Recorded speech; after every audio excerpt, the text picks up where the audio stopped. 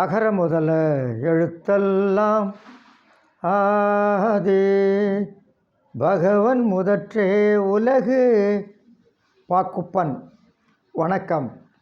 இன்று என் சிதறல் வாங்குவோம் நாலடி.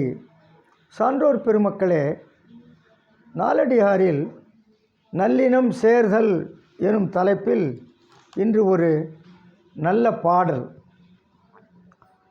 ஊர் அங்கண நீர் உறவு நீர் சேர்ந்தக்கால் பேரும் பிரிதாகி தீர்த்தமாம் ஓரும் குலமாட்சி இல்லாரும் குன்றுபோல் நிற்பர் நலமாட்சி நல்லாரை சார்ந்து.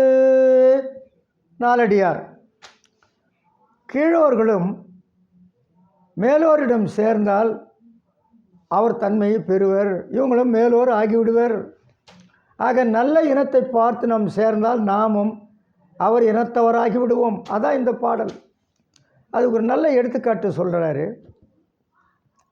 ஊரில் உள்ள சாய்க்கடை நீர் பெருகி வரும் ஆற்று நீரில் போய் சேர்ந்தால் அந்த சாய்க்கடை நீர் என்கிற அந்த பேரும் வேறாகி புனித நீராகும்.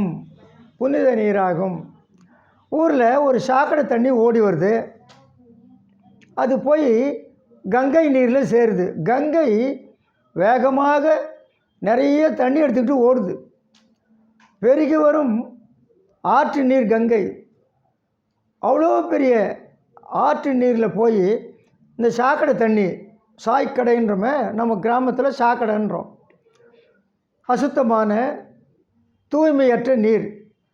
இப்படி இந்த ஊரில் உள்ள சாய்க்கடை நீர், சாக்கடை நீர் பெருகி வருகின்ற ஆற்று நீரில் போய் சேர்ந்துச்சுன்னா, சேர்ந்த பிறகு அதுக்கு சாக்கடை நீர்னு பேர் இல்லையா.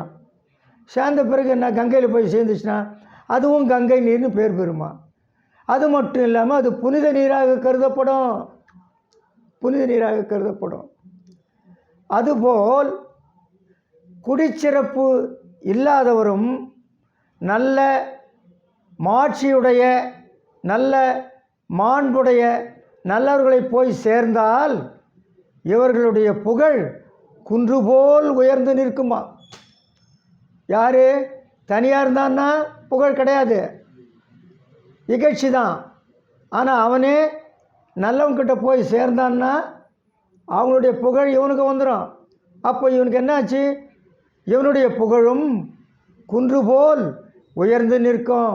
சான்றோர் பெருமக்களே, என்ன தெரிஞ்சுக்கிறோம், கீழோரும் நல்லவர்களை சேர்ந்தால் பெருமை பெறுவர்.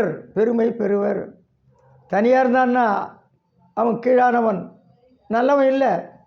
ஆனால் நல்லவர்களை போய் சேர்ந்தால் அவனுக்கும் பெருமை வந்து சேரும். அதனால் நாம் நல்லவர்களிடம் போய் சேருவோமா, நல்ல புகழ் அடைவோமா. நன்றி, வணக்கம்.